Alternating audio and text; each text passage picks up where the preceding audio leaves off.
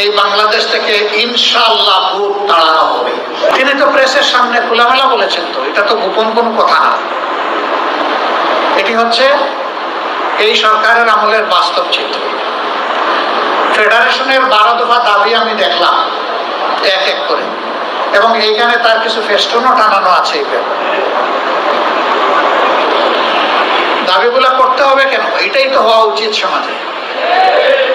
করতে হচ্ছে এই কারণে যে সমাজে ন্যায্য অধিকারটা প্রতিষ্ঠিত হয়তো নাই, বরঞ্চ অধিকার নিয়ে কাড়াকাড়ি হচ্ছে।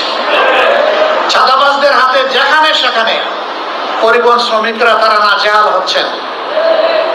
চাঁদা দিতে অস্বীকার করলেই তাদের উপর বিপদ নেমে আসছে।